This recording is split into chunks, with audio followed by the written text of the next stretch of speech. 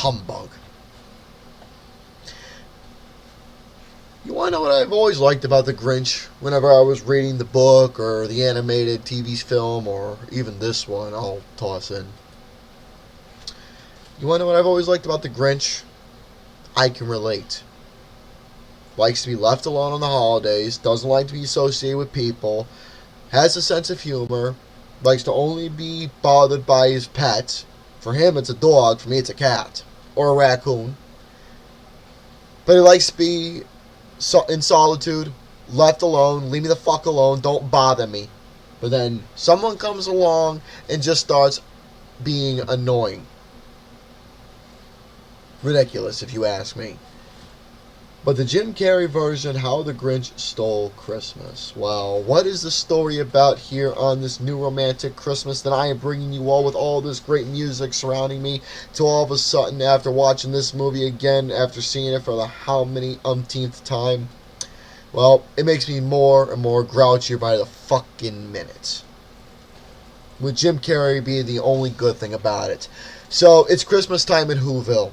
Anybody familiar with the story of Horton Hears a Who? Well, Whoville also takes place in that as well, where they ended up becoming friends with a fucking elephant. But anyways, it's Christmas time in Whoville. Everybody is already excited, preparing for the holiday coming up, except for the fucking Grinch, who hates it and wants to ruin it by stealing everyone's presents and making their fucking moods terrible. But what caused him to hate Christmas? It's all because of bullies and a fucking girl he liked. The prettiest and most popular girl in the school that he liked and had a crush on, she didn't like him back, and all hell broke loose. Because everyone laughed at him because he was trying to shave. The poor son of a bitch. But a little girl named Cindy Lou Who, I bet she is a fan of the Who. Roger Daltrey, John Entwistle, Pete Townsend, Keith Moon. I bet she's a fan of the Who. I bet her favorite song is Who Are You? And I believe that's her favorite album as well. But she's on a journey of interviewing people who knew the Grinch and understanding who he is. So this little girl is a fucking journalist, but instead of writing it down on a piece of paper, she's got a little tape recorder. And she's meeting everybody in fucking Whoville to understand exactly who the Grinch is and why he is so fucking grouchy. And she ends up getting her story, but she's trying to bring a little happiness to the Grinch of what makes Christmas so good in the first place. But in the end, she tries and tries and tries, but ends up not being too successful. But even despite the fact that she fucking sends her down the garbage chute, she's still happy and has that smiley face on her. But then again, Whoville is a happy town. But what can I say about this fucking live adaptation? What can I say about this movie besides the fact that Jim Carrey, who actually did a phenomenal job playing as the Grinch, the mannerisms, the personality, the sense of humor, obviously get along with his poor little doggy woggy, his little woof woof pal there, his poochie woochie. Max is his name, Maxwell Silver Hammer. But obviously the dog itself, harmless little animal. The Grinch, Jim Carrey did a phenomenal job, and he was the only good thing about it, so whenever the Grinch was on screen, obviously he was fun to watch. But the set for the film didn't look too bad. Obviously making the Who's live adaptation from the whole Dr. Seuss world interesting. So it's very nice to see the fucking Who's having their own little live adaptation. Their fucking faces looked awfully weird, especially their little pudgy fucking noses and everything. So the set itself wasn't too bad. Colorful, bringing the Dr. Seuss world of imagination to real life perspective, so that's not too terrible. Jim Carrey was fantastic.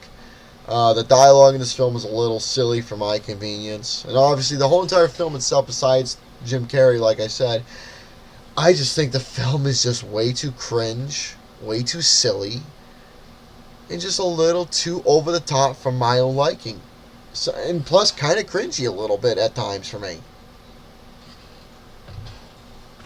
So this film itself, a lot of people, this is one of those movies where a lot of people have appreciation and liking for, and that's nice and all. I respect you for that. But for me, though, I'm going to stick with the animated classic of the How the Grinch Stole Christmas TV special that was given, because that, to me, is a good classic. But this one, on the other hand, every time I watch it, I mean, a lot of people I know have fun with it. For me, I'm just thinking to myself, I smile when I see the Grinch, when I see Jim Carrey on screen. I smile because I can fucking relate of wanting to be left alone, especially in the holidays or in general. I relate.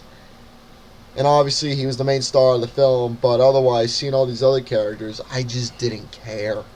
I didn't care, nor did I have any interest whatsoever in wanting to know who they are. No pun intended.